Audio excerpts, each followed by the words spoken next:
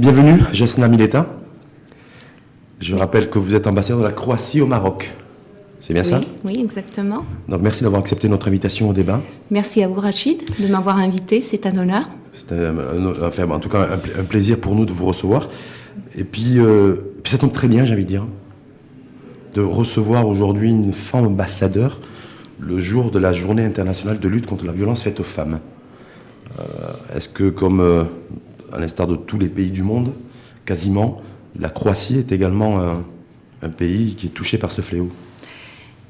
Ce fléau touche le monde entier.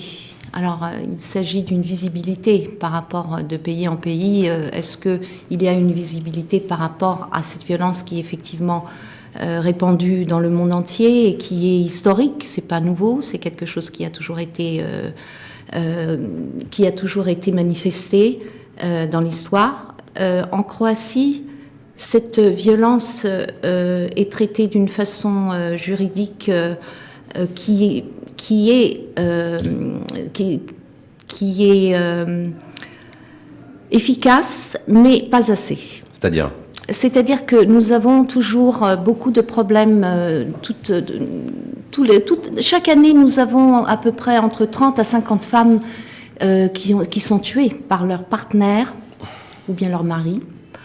Nous avons un énorme nombre de viols. Viols ou tentatives de viol, entre 100 et 150 viols par an. Exactement. Aussi. Chiffre officiel. Oui, exactement. Il y a un énorme nombre de viols, mais il faut dire aussi que le nombre de viols qui est rapporté à la police ne convient pas à la réalité, parce que beaucoup de femmes ne dénoncent pas leur traumatisme, justement de peur, de honte, de peur de la société. Elles ont honte. Et puis en plus de ça, le problème, c'est que au point de vue juridique, nous avons de bons textes qui vont être améliorés. Justement, le Premier ministre a lancé Oui, je vais à l'horizon 2020, il y a des changements de réforme il va y avoir un changement du code pénal. Mais qu'est-ce qui pose problème aujourd'hui? Parce que justement, le viol, souvent, 90% des viols qui sont dénoncés à la police finissent dans le cadre pénal. Et donc, c'est plus le crime, mais c'est le code pénal. Et c'est pas assez, ça ne suffit pas. Est-ce qu'on va vers un durcissement des peines? On va vers un durcissement, justement, parce que pour l'instant, nous avons eu ce problème que 90% de viols venant devant un tribunal finissent d'être nommés comme des crimes pénals, et non pas comme des crimes, mais finissent dans le code pénal, et non pas comme des crimes. Comme des crimes à part entière, parce que, en fait, moi, en préparant l'émission, Jasna Mileta, j'ai vu que au niveau du code pénal, du système judiciaire croate, oui, il y avait une différenciation, une dissociation qui était faite entre le viol et les relations sexuelles non consenties. Et justement, et là, c'est là, a priori, que ça pose problème. On va le changer. Et effectivement, il y avait, parce que souvent dans le cadre du couple, il y a eu et il y a des relations sexuelles qui sont non consenties. C'est-à-dire en viol conjugal, comme voilà. vous voulez dire.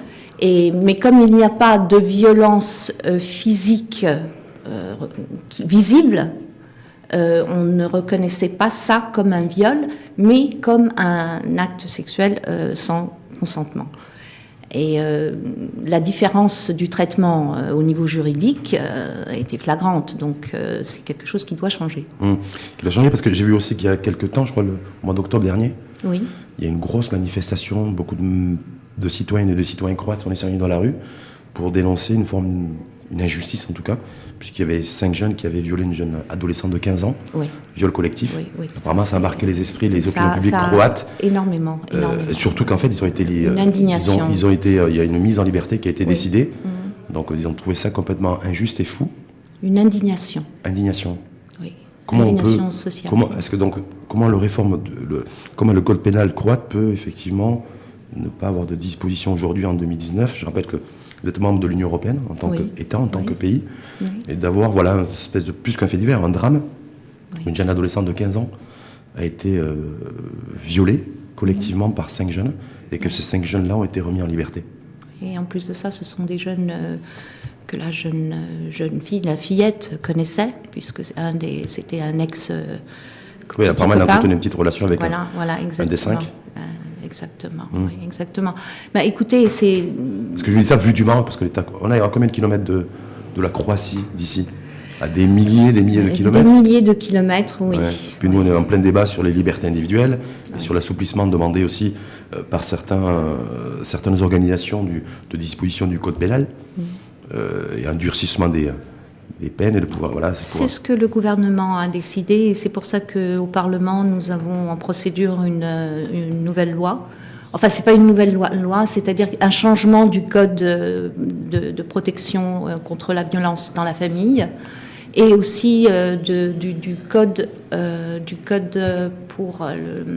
pénal, justement pour changer, pour qu'il y ait un changement par rapport à l'attitude de la police, premièrement, dans une situation qui est propice. En tout cas, de violence faite aux hommes, que ce soit un viol ou autre. Et justement, parce que je rappelle que la Croatie a ratifié le traité d'Istanbul pour la... Oui, exactement. Ça a été un débat énorme en Croatie, mais finalement... J'ai été très surpris aussi. Comment Jasna Mileta, vous pouvez nous dire à nous, Marocains, sur un média marocain, dans une émission marocaine, l'info en face, effectivement, lorsque l'État croate décide de protéger ces femmes, en ratifiant un traité international, il y a des levées de boucliers sur le terrain, des organisations... dire religieuses, catholiques, c'est un peu l'Église qui a dit non, parce que ça va... Pas tout à fait, pas tout à fait. L'Église, bien sûr, elle s'est prononcée là-dessus, puisque il y a certains paragraphes de ce traité d'Istanbul qui n'est pas conforme à l'Église. Mais c'est surtout les partis de l'extrême droite en Croatie qui, de cette manière-là, se forment une niche politique pour leur campagne, pour s'affirmer dans la société croate. Et ce qui a posé problème, c'est la non-compréhension du sujet et du texte. Et de l'enjeu, certainement. Et de l'enjeu, bien sûr. De l'enjeu, parce que, en fait... c'est une signature, une ratification, c'est pas un traité qui vous force à suivre des lois. Il n'y a pas de changement à ce niveau-là, mais c'est une position d'un pays qui accepte une modernisation par rapport à puis ce sujet. l'approche genre, la parité, l'égalité entre les sexes. Vous êtes bien d'accord. Voilà, il y a quand même, je pense aussi, je crois savoir qu'il y a quand même des fortes résistances aussi exprimées par l'Église catholique. Qui s'est dit, en voyant ce traité, en voyant la Croatie ratifier ce traité d'Istanbul, on voyait une menace en fait sur les valeurs familiales, traditionnelles. Sur les valeurs familiales telles que l'enseigne l'Église, soyons bien clairs. Voilà, donc ce sont les valeurs familiales telles que l'enseigne l'Église. C'est vrai que la Croatie est un pays catholique qui a pratiquement 87% de catholiques parmi ses habitants. Mais je peux me permettre de dire qu'il y a une forte majorité qui sont pratiquants, mais il y en a quand même il y a quand même une minorité qui est importante d'intellectuels et de gens même de la classe moyenne qui ne sont pas pratiquants et qui ont une ouverture tout à fait différente par rapport aux questions de la parité des genres, des sexes. En tout cas, c'est un débat aujourd'hui en Croatie en oui, 2019. Oui. Parce que c'est devenu un sujet politique. C'est ce que je vous ai dit. C'est parce que c'est les partis politiques qui sont sur la droite, sur l'extrême droite, qui se sont appropriés un sujet justement pour se mettre à l'avant dans l'espace public. C'est ça le problème. Et ce discours-là de partis dits nationalistes d'extrême droite, l'ultra-droite, est-ce qu'il a trouvé preneur chez les citoyennes et les citoyens? Est-ce qu'il y a un écho, une audience? Bien sûr qu'il y a eu un écho et une audience, mais pas aussi importante que peut-être vous avez eu l'impression dans les médias, tel que ça a été présenté dans les médias. Ça n'a pas été aussi important que ça a été présenté dans les médias. Parce qu'on voit bien la finalité, en tout cas, de ce traité d'Istanbul, c'est d'arriver à la parité, égalité, oui, exactement. homme-femme. Donc, dans un pays moderne, pays européen, à part entière comme la Croatie. On pourrait penser, en tout cas, du côté de chez nous, du Maroc, de Rabat, de Tanger ou de Marrakech, que c'est un acquis. Mais en fait, non, il veut se battre. Non, mais là, on a posé la question un peu de façon qui pourrait mettre en doute vos spectateurs. C'est-à-dire que le problème, c'est pas la parité entre les genres, entre les sexes. Le problème, c'était justement la reconnaissance du genre. Oui, l'approche-genre. Voilà, la reconnaissance du genre en dépit du sexe. Je ne sais pas si... si, en dépit du sexe, mais en même temps, ce traité met en perspective. C'est là où on a eu le problème. Le statut de la femme. C'est là où on a eu le problème où, effectivement, l'Église s'est prononcée, et dès que l'Église s'est prononcée, les petits partis marginaux de l'extrême droite ont vu leur chance pour s'approprier l'espace médiatique, pour exprimer effectivement leur opinion qui, à ce niveau-là, est très, très concret. Donc, en tout cas, l'Église catholique croate, j'ai envie de dire, au départ, après la ratification de ce traité d'Istanbul, a dit non, on n'en veut pas. Oui, mais ça n'a pas... Oui, mais c'est simplement, en tout cas, c'était sa position. Oui, c'est sa position, toujours mais l'Église a le droit d'avoir une position, et c'est pas pour ça que le gouvernement va changer son avis ou va changer ses démarches. Preuve en est d'ailleurs, parce que ça n'a pas été le cas. Voilà, donc... C'est la force de persuasion de votre présidente. Pas seulement de la présidente, nous avons aussi un Premier ministre jeune et qui est très performant, qui est très apprécié dans les milieux internationaux. Donc, nous, on connaît beaucoup plus la présidente, mais enfin on en reparlera ultérieurement.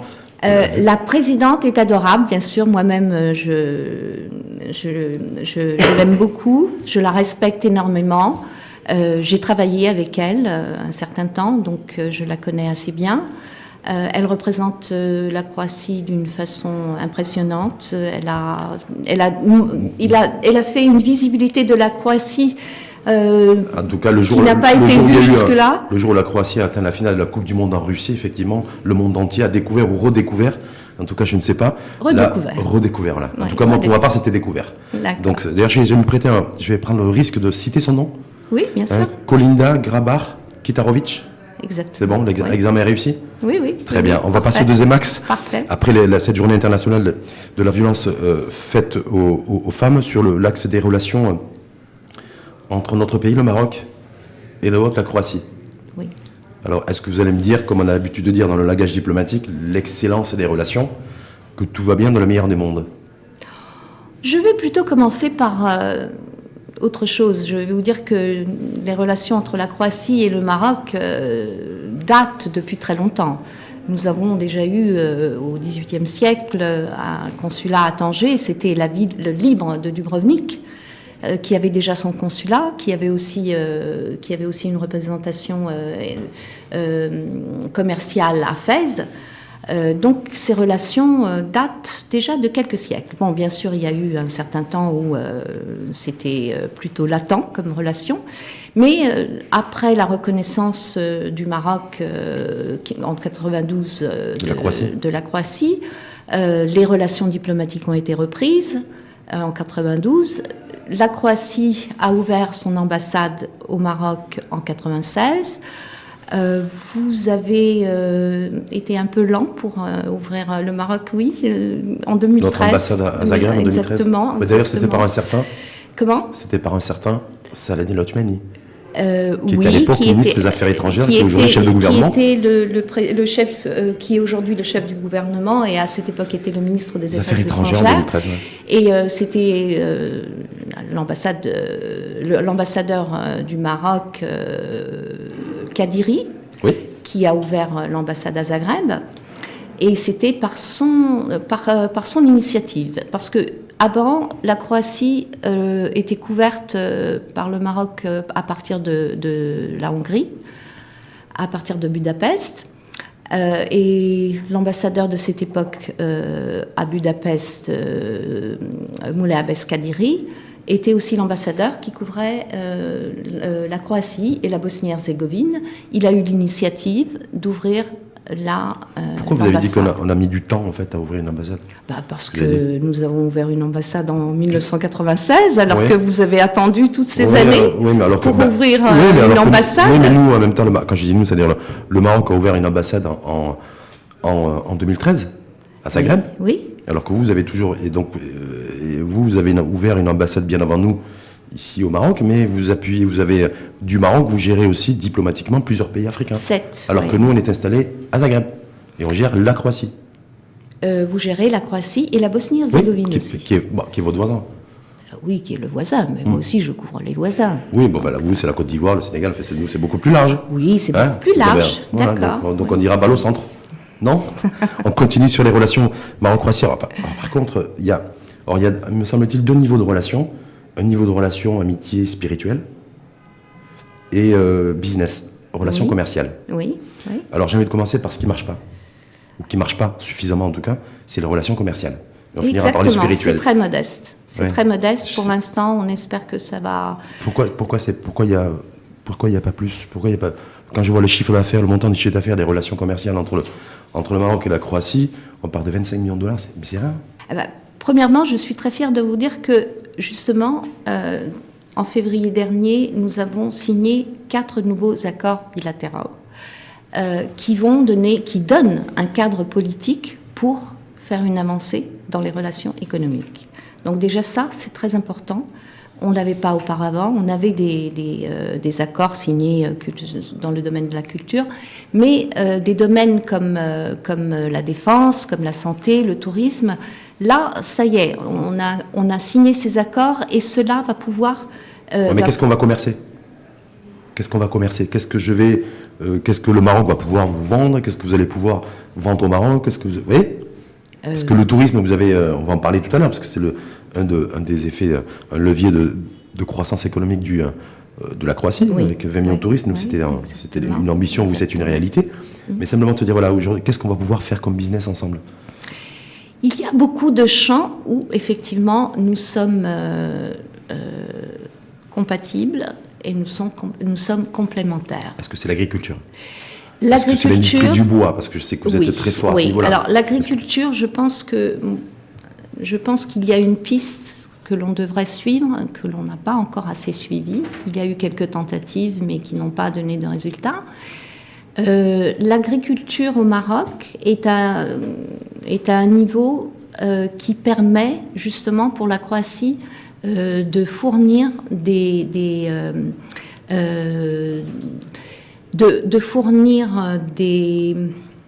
comment on les appelle, des outils pour l'agriculture que en Croatie nous produisons d'une façon très très efficace. Donc la production des outils d'agriculture, des outils technologiques, voilà, des outils technologiques pour faire pousser plus rapidement la betterave, la tomate, la pomme de terre, c'est ça en fait. Exactement. Tout ce qui est technologie pour une agriculture qui n'est pas trop avancée comme aux États-Unis, parce que là, c'est-à-dire qu'il n'y a pas une agriculture d'abondance dans des sociétés d'abondance alimentaire. Voilà. Parce que vous êtes, je veux dire, la Croatie, si on reste sur le secteur agricole, c'est quasiment l'indépendance relative d'un point de vue alimentaire. Vous arrivez à produire suffisamment de légumes, betteraves, j'ai vu maïs, huile d'olive, vous arrivez vous êtes arrivé à l'autosuffisance, vous êtes en autosuffisance. Dans certaines, pratiquement. Dans certaines cultures. Dans un pays de 4 millions d'habitants. Oui, dans certaines cultures, donc, mais pas dans tout. Oui, pas dans tout, non, mais bien sûr. C'est pour ça que j'étais l'agriculture, mais on ira sur les autres secteurs où il n'y a pas l'autosuffisance. Mais qu'est-ce qui pourrait être fait en termes agricole sur les vous maîtrisez parfaitement la culture de la betterave à sucre. Oui, la betterave à sucre, ça, oui. On n'est pas encore arrivé, d'ailleurs on est obligé d'importer du sucre. Parce qu'on n'est pas, la culture de la betterave à sucre n'est pas suffisamment développée malheureusement. Eh bien voilà, vous avez bien trouvé. La betterave à sucre, les céréales. Oui. Les céréales, nous avons une production énorme de céréales. Je sais que le Maroc importe énormément de céréales. Là, c'est aussi un domaine où on peut. Mais est-ce que vous êtes moins cher que les États-Unis? Parce que nous on importe de la céréale France, États-Unis. Est-ce que vous êtes moins cher? Oui, on est moins cher. C'est vrai? On est moins cher. Oui, on est moins cher, certainement. Alors. Vous n'êtes pas sûr? Comment? Vous n'êtes pas sûr? Vous voulez me mettre dans le doute? Non, du tout, c'est bon. Voilà, si vous avez des chiffres exacts, allez-y. J'ai pas de chiffres exacts. Si vous avez des chiffres exacts, allez-y. Je sais simplement qu'on importe des céréales, du blé des États-Unis ou de France, ou un peu des deux chaque année. Oui. Voilà. Ça, c'est mais ça, ce sont vos marchés traditionnels. Oui, marché oui, voilà. Donc, vous avez un commerce qui est très très important avec la France et avec les États-Unis. Ça, c'est depuis toute l'histoire. C'est comme ça. Vous avez même des accords bilatéraux à ce niveau-là qui favorisent les échanges entre la France et le Maroc, entre les États-Unis et le Maroc. Tandis qu'avec la Croatie, nous venons là de signer 4 accords. Un est un mémorandum de partenariat stratégique qui, justement, va permettre de mettre plus en avant les aspects des deux pays qui pourraient nous aider à améliorer les relations économiques et les échanges commerciaux. C'est vrai que la Croatie est un pays qui est très important au niveau économique dans sa région, et je pourrais dire le même pour le Maroc, qui est un pays très important dans la région nord-ouest de l'Afrique. Donc, la Croatie peut très bien être un partenaire stratégique pour l'ouverture au Maroc sur la région sud-est. Ah, c'est ce qui vous intéresse, vous, c'est l'Afrique. Sud-est de la... Oui, je sais que l'intérêt primaire du Maroc est l'Afrique. Oui, mais la Croatie aussi, via le Maroc, c'est l'Afrique. Oui, et l'inverse, c'est ce que je voulais dire. Donc, pour nous, ce qui est intéressant, ce serait d'entrer en Afrique par le biais du Maroc, et pour le Maroc, ce serait intéressant de rentrer dans l'Europe du Sud-Est et de l'Est par le biais de la Croatie. Ça, donc c'est un deal win-win que propose en tout cas la Croatie. Et en plus de ça, la Croatie est membre de l'Union européenne. Donc nous avons là, pour cette ouverture vers l'Europe de l'Est, une possibilité pour une possibilité d'avoir tous les avantages d'un commerce avec un pays de l'Union européenne. Bon, on commerce déjà beaucoup avec la France. Oui, voilà, exactement. Donc ce sont les mêmes conditions, sauf que c'est pour une région qui est tout à fait différente, mais qui est à l'est.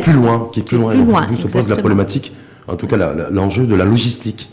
Comment est-ce que nous on pourrait vous exporter, enfin en tout cas vous vendre des agrumes, de l'orange, venez à Rijeka. De la tomate. Vous n'êtes pas obligé d'aller à Rotterdam et de redescendre, changer le cours de vos navires, changer les flux. Il faut prendre Rijeka comme Rijeka pour vos spectateurs. Rijeka, c'est le port le plus important de la Croatie et qui a une infrastructure pour le commerce international. Donc Rijeka a tout ce qu'il faut. Donc si on prend cette route, vous allez nous acheter nos oranges marocaines ? Pourquoi et pas ? Nos tomates ? Non, oui, exactement, parce que c'est beaucoup plus avantageux pour les Marocains de passer de Tanger par la Méditerranée de Rijeka et de Rijeka continuer dans l'Europe que de faire tout le tour en haut, d'aller autour de l'Espagne, la France. Vous voyez ? Oui, mais parce qu'on livre aussi, j'ai envie de dire entre guillemets, ces pays-là, parce qu'il y a l'exportation de tomates vers l'Espagne, l'exportation de poissons aussi vers l'Espagne, vers l'Italie, vers la France, et puis on remonte. C'est pour ça qu'il y a ce tracé. C'est pas au hasard. Non, donc s'il faut changer de tracé, il faut aussi qu'on rentre dans nos billes, comme on dit. Que ça coûte, qu'on arrive à optimiser nos coûts. Oui, donc exactement. Mais on parlait justement sur l'ouverture sur l'Europe du Sud-Est et de l'Est. Et pour avoir une ouverture sur l'Europe du Sud-Est, la Croatie dispose d'une infrastructure maritime tout à fait appropriée pour le Maroc. Justement, appropriée, parce qu'on parlait d'infrastructure, on va passer à la Croatie. Oui. La Croatie comme pays, comme État, comme économie. Oui. Pays de 4 millions d'habitants, qui a 4 points de croissance en 2019. 4 points de croissance, 2,7. Ouais, a fait 4 points de croissance à l'horizon 2020. C'est les projections que font les organisations financières internationales. Donc, ça veut dire que vous débrouillez très bien. Vous avez baissé le chômage, vous avez réduit aussi votre endettement. Oui. C'est quoi la recette ? Rigueur. Rigueur, c'est-à-dire ? Parce que j'ai besoin d'entendre un discours, nous, parce qu'on est en pleine réforme et en pleine réflexion du modèle de croissance économique. Nous, on est plus endettés que vous. On a un niveau de croissance pour 2019 qui est quasiment identique. Mais on a un endettement qui est croissant et un chômage qui est plus élevé chez nous que chez vous. Oui. Voilà. Oui. Je dois dire que ce gouvernement, effectivement, est très efficace. Nous avons un Premier ministre jeune qui a bien compris l'enjeu du développement économique et des réformes structurelles et qui les a mis en place, qui les a fait marcher. Mais nous avons aussi un très bon ministre des Finances qui a vraiment imposé la rigueur. Rigueur, c'est-à-dire la rigueur dans tout budgétaire. Ce qui est budgétaire, effectivement. Et on a eu la chance que ça a quand même donné des résultats. Ça a donné des résultats. Et je pense que ce duo, le ministre des Affaires, des Finances et le Premier ministre avec sa vision, c'est peut-être pas la recette pour le Maroc, mais pour la Croatie, ça a été la bonne recette. Parce que, là, une fois de plus, peut-être du Maroc, à tort ou à raison d'ailleurs. Maintenant, on voit la Croatie comme un pays aujourd'hui qui a réussi au niveau du tourisme. Parce qu'effectivement, c'est 20 millions de touristes par an. C'est, je crois, 23-24% du PIB national. Mais en fait. Du secteur tertiaire. Du secteur tertiaire. Oui. Mais en fait, la Croatie s'est remis en marche d'un point de vue économique 25 ans après la guerre et quelques années après un cycle de récession économique. Oui. Voilà, donc c'est pour essayer de bien saisir les enjeux, mais pour autant, se loger chez vous, en tout cas pour les jeunes Croates, ça coûte cher. Oui, c'est très cher. C'est très cher. C'est excessivement cher. C'est très cher et c'est compliqué souvent. Mais là aussi, nous avons eu une situation où les choses se sont améliorées. Le gouvernement a lancé un programme de soutien financier pour les jeunes pour acheter leur premier appartement. Oui, mais selon certains critères. Bien sûr. Il faut avoir des revenus conséquents. Bien sûr qu'on a toujours besoin de critères. Vous savez comment c'est dans le monde du marché. Les critères sont indispensables. Oui, moi, je vous dis ça parce qu'en fait, la Croatie, c'est le seul pays de l'Union européenne aujourd'hui qui a 62% de ces jeunes, donc 62% de personnes âgées entre 18 et 34 ans qui vivent toujours chez leurs parents. Donc moi, je veux bien le côté, j'ai réduit l'endettement, j'ai fait baisser le chômage, j'ai un niveau de croissance de 2,7% avec des projections de 4% en 2020. Mais en même temps, j'ai 2 jeunes sur 3, âgés entre 18 et 34 ans, qui est toujours chez papa et maman parce qu'ils n'arrivent pas, le phénomène, ne serait-ce qu'à louer un appartement en ville. Oui, d'accord. Ça, c'est l'aspect économique. Mais je vais vous dire une autre chose là-dessus, c'est que le phénomène de l'enfant entre guillemets, qui a 35 ans et qui vit chez papa et maman, c'est pas seulement en Croatie. Vous avez en Italie, au Japon. Vous avez au Japon ce phénomène. C'est un phénomène. C'est un phénomène de la société moderne. Et j'ai déjà vu justement des émissions, des documentaires, des études qui ont été faites à ce sujet-là. Et c'est vrai que les jeunes d'aujourd'hui préfèrent rester vivre chez papa et maman parce que c'est plus simple, parce que c'est beaucoup moins cher. Là, c'est pas par côté, c'est pas pour des raisons pratiques ou par facilité ou simplicité. Simplement, ces jeunes Croates n'arrivent pas à quitter le domicile des parents. Les deux. Parce qu'ils n'arrivent pas, ils n'ont pas la capacité financière, en tout cas suffisante, ne serait-ce que pour louer un appartement. C'est-à-dire y acheter et louer. Même pour louer, aujourd'hui, à Zagreb par exemple, ça coûte excessivement cher, y compris pour des jeunes qui ont un emploi et un revenu. Oui, c'est vrai. C'est vrai, là... Donc je me dis, est-ce que là, dans ce modèle de développement en marche, et cette nouvelle dynamique économique que connaît la Croatie, est-ce qu'il n'y a pas un hic aussi? Et puis, le fait aussi de ne pas avoir une jeunesse aussi qui arrive à profiter, ou en tout cas à être dans la dynamique du développement, de la croissance. Oui, malheureusement, c'est quelque chose qui a probablement influencé les flux migratoires, justement, de jeunes Croates qui sont partis de la Croatie. Bien que ça aussi, c'est un phénomène qu'on remarque aussi dans d'autres pays européens.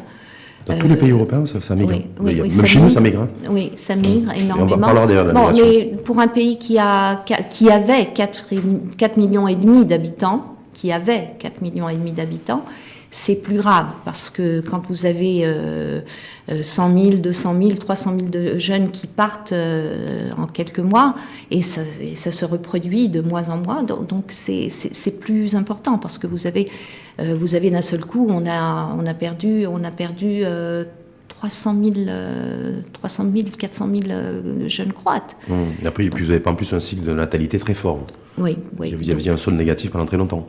Au niveau de la démographie. Exactement. Mais parce que j'ai vu aussi que le salaire minimum chez vous, c'est à peu près 250 €. 2500. Oui, le SMIC, oui. Salaire minimum. Oui. Comme chez nous, d'ailleurs, on a le Oui, même niveau exactement, de salaire minimum. exactement. Là, on s'est beaucoup rapproché. Vous voyez, l'économie marocaine est quand même assez performante. Oui, non, mais vous êtes 4 millions. Le problème de nous, c'est qu'on est 35 millions. Oui. Et donc, les besoins, si vous voulez, en services publics et autres, sont beaucoup plus santé, école. La facture est beaucoup plus coûteuse chez nous, parce qu'on est 35 millions, que chez vous, parce que vous êtes 4 millions. Vous êtes sûr? Ah ben oui. Je pense que le problème réside autre part. D'accord. À ce niveau-là. Il réside où? En ce qui concerne l'éducation et la santé. Je pense à tous les besoins des citoyens en général. Santé, éducation, vous voulez qu'on parle de l'éducation et de la santé? Je voulais juste parler de simplement rappeler effectivement ce que vous venez de dire aussi, c'est que le salaire minimum chez nous, il est comme chez vous. Oui, on est à 2500 dirhams, 250 Même le salaire moyen se rapproche. Le salaire moyen chez vous, c'est 600 euros. 800 et quelques, 840. Oui, ouais. Et puis nous, il est autour de 5000. Je vais vous le dire exactement, le salaire moyen au Maroc est à 6200 dirhams dans le privé, dans le secteur privé. Dans le secteur public, il est à 8400 dirhams. Donc, vous voyez, là, nous avons à peu près donc entre quelque chose comme 600 euros dans le secteur privé, 800 euros dans le secteur public. En Croatie, vous avez 840 euros, la moyenne en général. Donc, nous sommes très proches par rapport à ces paramètres du salaire moyen. Chez vous, un instituteur, il est payé combien? Un instituteur est payé dans les 600 euros. 600-700 euros. À l'instituteur chez vous? Dans une école primaire. Oui. Parce qu'il y a de très grandes différences. L'école primaire, le lycée, l'université, donc il y a de très grandes différences. Mais un instituteur dans l'école primaire, il est à peu près payé 6-7 000 kuna. Et oui, parce qu'effectivement, vous n'avez pas l'euro, c'est kuna encore. Vous n'êtes pas passé encore à l'euro, l'intégration monétaire, ça va arriver, mais c'est pas encore prévu. Mais on va en parler. Ça va arriver, ça va Simplement, arriver. est-ce que l'instituteur qui, chez vous, a à peu près un revenu, vous avez dit à peu près 600 euros 6 000 kuna, alors je vais vous dire, 6 000 kuna, c'est converti en euros c'est 800 euros. 800 euros. Est-ce qu'il arrive à vivre correctement en Croatie et assurer son job qui est le transfert et le transfert du savoir à les futures générations qui sont destinées à prendre des responsabilités dans un pays, qu'elles soient politiques ou économiques? Là, ça coïncide avec un grand problème. La question que vous me posez coïncide avec un grand problème en ce moment en Croatie. C'est une grève générale des instituteurs. C'est pour ça que je vous pose la question. Oui. Parce que nous, on a des grèves aussi, beaucoup de grèves dans les... Oui, mais là, ça dure très longtemps, donc oui.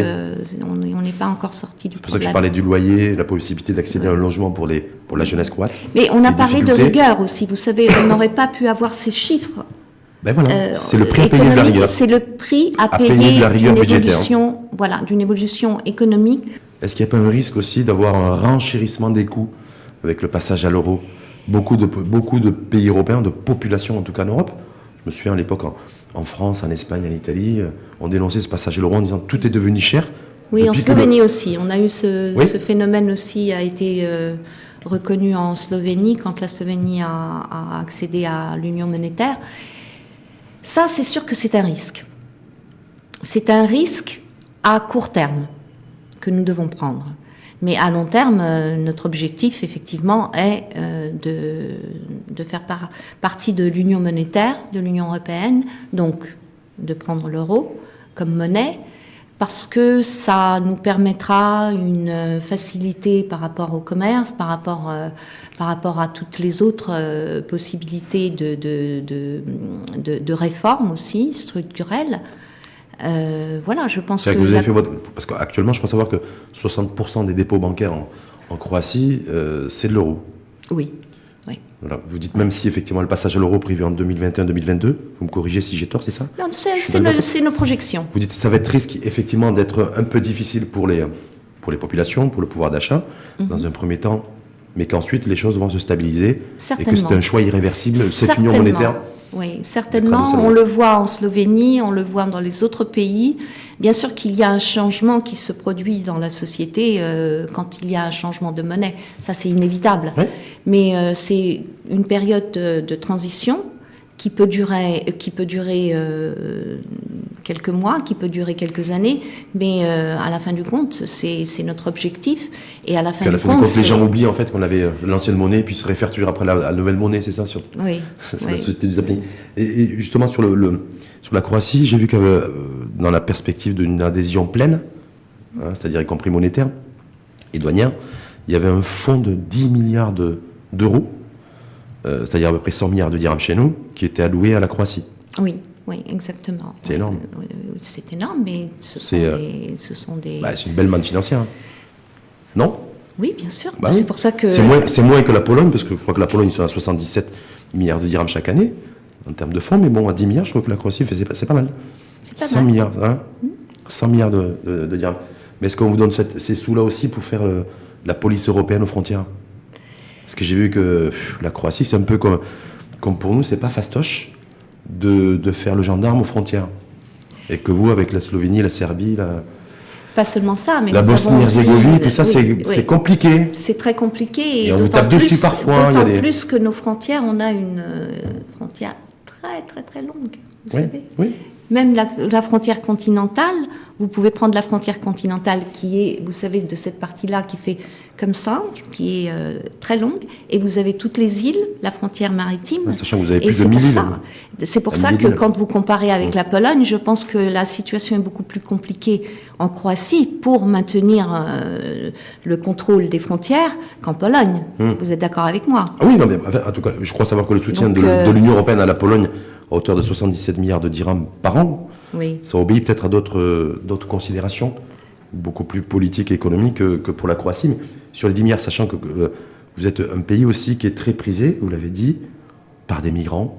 Alors, lorsqu'il y a eu en pleine crise syrienne, c'était des migrants qui venaient de Syrie, d'Irak, en fait, de Libye. Et là, c'est beaucoup plus des jeunes de la région, des Afghans, des Pakistanais. Et puis, il y a des rapports. Je suis tombé sur un rapport, d'ailleurs, hier soir, du HCR, qui accable un petit peu la police croate, qui malmènerait des migrants.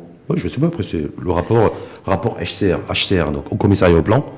Et puis le voisin bosniaque aussi qui dit, il laisse filer des migrants chez nous. Voilà, toutes ces choses-là par rapport à cette gestion migratoire régionale, j'ai envie de dire. Oui. C'est compliqué. C'est pas seulement compliqué, mais vous savez, c'est un enjeu très, très, très, très spécial pour l'Union européenne, parce que la Croatie, effectivement, est un pays de transit.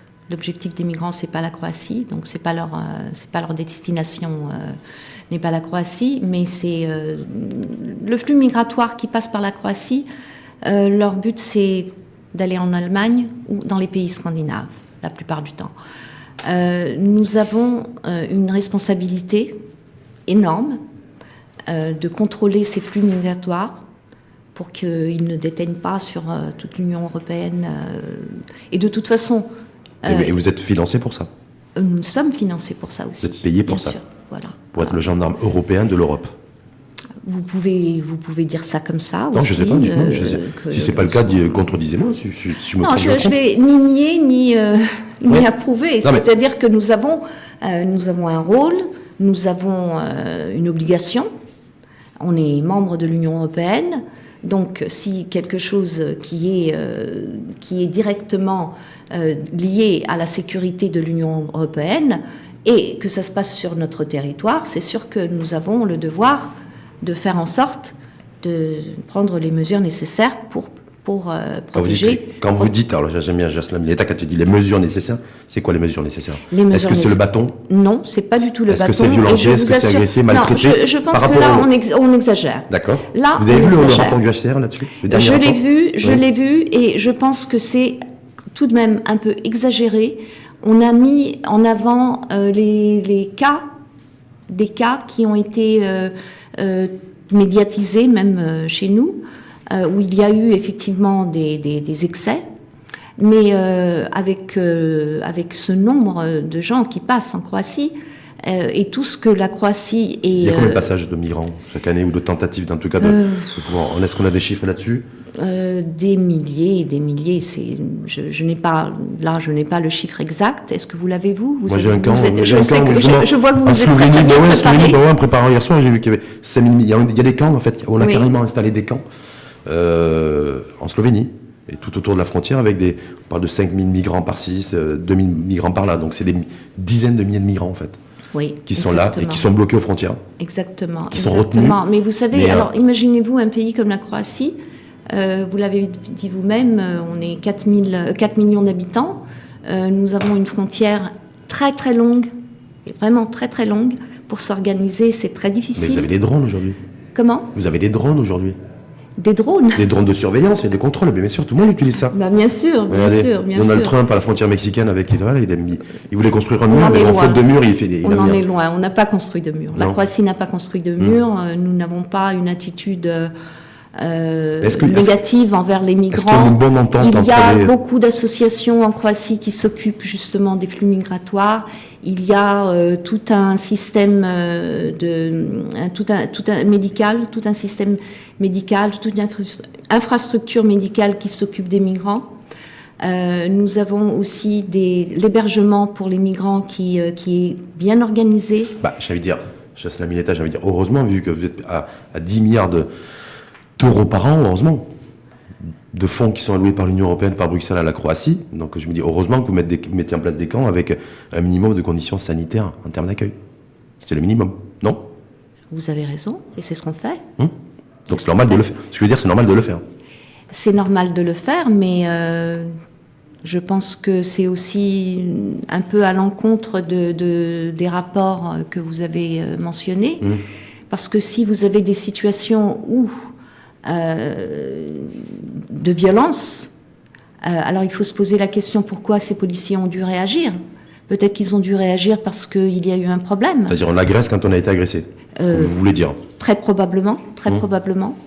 Donc je vous assure que tous les rapports que nous avons eus de notre ministère des Affaires intérieures témoignent qu'il n'y a jamais eu une réaction des forces de la police qui soit excessive, et pas seulement excessive, mais qui était vraiment sans. En tout cas, dans le cadre de la perspective de l'adhésion pleine de la Croatie à l'Union européenne, faites attention à ces rapports UHCR, parce que je crois qu'une des conditions aussi d'adhésion pleine, c'est aussi de pouvoir avoir un contrôle.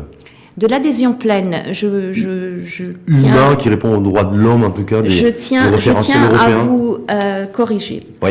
Alors, la Croatie, la République de la Croatie, a adhéré à l'Union européenne en 2013.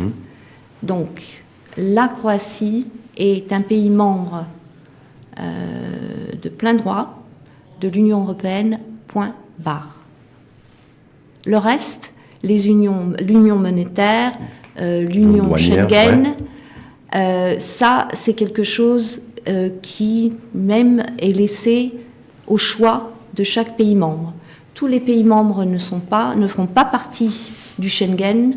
Tous les pays membres. La Croatie veut faire partie de l'espace Schengen. Oui, ça y est. De toute façon, nous avons déjà le feu vert. On est en procédure. Donc. C'est pour ça que quand il y a des rapports comme ça du UHCR, c'est pas encore actif. C'est pas encore actif, mais tout est déjà mis en marche pour que ça le devienne. Donc, l'union monétaire et l'union douanière ne veut pas dire que le pays n'est pas un pays membre à 100%, comme vous le sous-entendez, parce que vous me dites la Croatie va devenir pleinement pays membre. Non, la Croatie est pays membre, point barre. Si elle n'est pas dans l'euro, c'est parce que il y a d'autres pays aussi qui ne sont pas dans l'euro. Donc, nous avons la Grande-Bretagne, nous avons le Brexit, mais qui a été un membre de l'Union européenne. En tout cas, j'ai bien compris votre précision. Nous sommes la Croatie, votre pays est un pays européen, en tout cas un État membre à part entière. Bien sûr. Depuis 2013. Depuis 2013. Depuis 2013. Tout comme la Grande-Bretagne, tout comme la France, tout comme l'Allemagne. Juste une dernière question sur la gestion des flux migratoires, la gestion politique. Oui. Pour la Croatie, est-ce que ça se passe dans de bonnes conditions avec les pays voisins ? Slovénie, Serbie, le cousin... C'est toujours un peu compliqué. Parce que nous avons le problème, comme je disais, que nous sommes un pays de transit. Et c'est toujours difficile si le pays voisin ne permet pas le flux migratoire de continuer. Des fois, nous avons des problèmes avec la Slovénie. Et la Slovénie, il dit, nous avons des problèmes avec la Croatie. Ah oui. Oui, mais ça c'est un point de vue, chacun a son point de vue. C'est de bonne guerre, comme on dit. Voilà, donc... Mais quand la Slovénie dit, ouais, les Croates, ils laissent passer les migrants, il ferme les yeux et puis il nous les renvoie chez nous, qu'est-ce que vous répondez? C'est de la pure intox, c'est un gros mensonge? Non, on ne va pas dire que ce sont de gros mensonges, mais c'est certainement pas... Disons que c'est distordre la vérité. C'est une distorsion de la vérité. C'est comme la réalité, la perception de la réalité. Oui. Ce que vous êtes en train de dire. Ouais, à peu près, oui. Je voulais voir aussi avec vous pour conclure, parce que ça fait déjà un bon petit moment, plus de 45 minutes qu'on débat, sur la grande puissance chinoise. Alors j'ai découvert que la Chine était bien installée chez vous, et installée confortablement. Oui, donc, exactement. Les imports, à part la Bosnie-Herzégovine, traditionnellement, mais la Chine de plus en plus. Oui, de plus en plus. Bon, effectivement, mais c'est pas seulement en dans toute la région, dans toute la région, mais chez vous. Chez vous, et puis moi, ce qui m'a interpellé, c'est que là, vous êtes en train vous avez relancé la construction d'un grand pont. Oui, mégapont, et c'est les Chinois qui s'occupent. Connecter les régions, désenclaver Dubrovnik. Enfin, bref, il y a tout un gros enjeu, en tout cas spatial et territorial. Exactement. Avec ce grand pont, construit par les Chinois et financé par l'Europe. Oui. Est-ce que ça a du sens? Parce que je me dis, moi, je serais... si vous le dites comme ça, bien sûr que c'est difficile de voir le sens. Mais voilà. En tout cas, c'est construit par les Chinois, ce pont, et c'est financé par l'Europe. Quand vous le dites comme ça a l'air d'une anecdote. Une anecdote, je ne sais pas. Moi, je serais contribuable européen. Je me dirais, waouh, on est en train de financer en Croatie un pont qui est fabriqué par les Chinois. Alors, à l'heure aujourd'hui, les mouvements ultra-conservateurs, nationalistes, populistes, d'extrême droite fleurissent en Europe. Ça pourrait être un bon argument. Et pour peut-être d'ailleurs les mouvements d'extrême droite croates. Et européens. Non. Ça prend pas. Non, c'est pas le cas. Non, là, c'est vraiment. Parce que c'est pas tout à fait comme ça. Non, c'est anecdotique, là, ce que vous racontez. Parce que, en fait, bien sûr, ce pont est très important pour la Croatie d'un point de vue géographique. Parce que la Croatie, je ne sais pas si vous le savez, nous avons la côte adriatique qui est coupée au niveau de la Bosnie-Herzégovine. Ça s'est passé pendant la période de l'ex-Yougoslavie où le président de l'ex-Yougoslavie Tito avait décidé que la Bosnie-Herzégovine aurait une ouverture sur la mer. Donc c'est Neum, ça s'appelle Neum, la petite ville de Neum, c'est une dizaine de kilomètres. Donc vous avez la côte adriatique qui en fait va devenir espace Schengen et qui est coupée. C'est la coupée en deux? Oui, elle est coupée. Donc il y aura la moitié qui sera espace Schengen et la moitié qui ne sera pas Schengen? Non, vous l'avez mal expliqué. Allez-y. Il y a seulement 10 kilomètres. Oui. 10 kilomètres, c'est Neum, c'est la Bosnie-Herzégovine. Mais après ces 10 kilomètres, ça redevient l'espace Schengen. D'accord. Donc en fait, avec toutes les îles, les Dubrovnik et tout ça. Donc il y a une espèce de coupure en fait. Voilà, il y a une coupure. In-out. Ouais. Voilà, il y a une coupure. Donc, pour ces raisons-là, l'Union européenne, effectivement, a soutenu ce projet de construction du pont de Peleshas. C'est pour ça qu'ils financent le pont. Et c'est une des raisons principales pour lesquelles il finance, le pont est financé par les fonds européens. Après, vous avez la construction du pont qui doit être mise par rapport au niveau de l'investissement sur le marché public. Donc, vous avez un appel à offres et la meilleure offre a été retenue, Je crois savoir celle des Chinois. Il y avait les Chinois, ceux qui sont arrivés en finale, pour rendre un peu la chose un peu sportive, c'était les Chinois et les Autrichiens. C'est-à-dire une entreprise chinoise et une entreprise autrichienne. Oui, exactement. Il y avait 20% d'écart entre les deux en termes de prix. Les Chinois étaient moins chers de 20%. Oui. Non, mais c'est... Voilà, mais ça, c'est aussi conforme aux règles européennes. C'est conforme aux règles européennes. Donc la Croatie n'a pas choisi la Chine en dépit et contre l'opinion de l'Union européenne. La Croatie a choisi la Chine, justement, parce que c'est par rapport à la réglementation de l'Union européenne. Transparence, marché public et octroi des marchés publics. Appel à offres, et c'est ce qu'on a fait. Alors, ce que j'ai trouvé extraordinaire... C'est pas une anecdote? Non, c'est pas une anecdote, mais Vincent Minetta, ce que j'ai trouvé extraordinaire aussi, c'est que donc du coup, il y a les ingénieurs chinois, la conception et la projection en fait du pont, tout ce qui doit être pensé, et puis il y a les ouvriers chinois aussi, qui travaillent. Voilà, et ça ne pose pas de problème à la Croatie ou aux Croates. Non. De se dire, je dis ça parce que nous on a eu un pays d'ailleurs pas très loin de chez nous, un peu à l'est, qui avait un grand plan de relance de l'immobilier, et donc un deal qui devait se faire avec la Chine, et qui n'a pas voulu, parce qu'il voulait faire travailler ses ouvriers. Et les Chinois aiment bien faire venir leurs ingénieurs et leurs ouvriers. En Croatie, c'est ce qu'ils font et ça ne pose aucun problème. Ça ne cause aucun problème parce que je vais devoir vous avouer que nous avons un déficit justement dans ce secteur par rapport à la main-d'œuvre. Vous n'avez pas de main-d'œuvre? Nous n'avons pas assez de main-d'œuvre. Dans le bâtiment, la main-d'œuvre dans le bâtiment est très réduite en Croatie. Et souvent, nous avons beaucoup d'ouvriers de Bosnie-Herzégovine qui viennent pour travailler dans le bâtiment. Nous n'avons pas assez d'ouvriers dans le bâtiment. Dans le bâtiment? Oui. Et donc, mais pourquoi, lorsque vous n'incluez pas une politique migratoire qui pourrait permettre aussi, ce que nous on a fait au Maroc, de régulariser des migrants, au-delà des demandeurs d'asile, de régulariser des migrants et puis de les former à ces métiers? Parce que vous avez un problème, vous, la Croatie, vous avez un problème de natalité, de démographie, exactement, et vous avez un problème de main-d'œuvre. Oui. Pourquoi vous n'avez pas une approche, je ne vais pas dire intelligente, parce que je ne me permettrai pas, mais une approche beaucoup plus dynamique des flux migratoires, pour répondre à ces besoins? Vous voulez dire d'avoir une approche telle que l'a été l'approche de Merkel et de l'Allemagne? Oui, par exemple. Avec la Turquie. La migration... ce que disait Nicolas Sarkozy, la discrimination positive, et d'avoir des politiques de quotas aujourd'hui. Donc, je veux dire, j'ai des déficits dans tel et tel secteur d'activité. La Croatie tout à fait partie de ces quotas. Nous avons des quotas par rapport aux migrants qui s'installent en Croatie. Mais souvent, le problème, c'est qu'on n'arrive pas à les atteindre parce que les migrants ne veulent pas rester en Croatie. Ça les intéresse de partir plus loin, en Allemagne et dans les pays scandinaves. Ben c'est normal. Qu'est-ce que vous leur proposez, vous, la Croatie?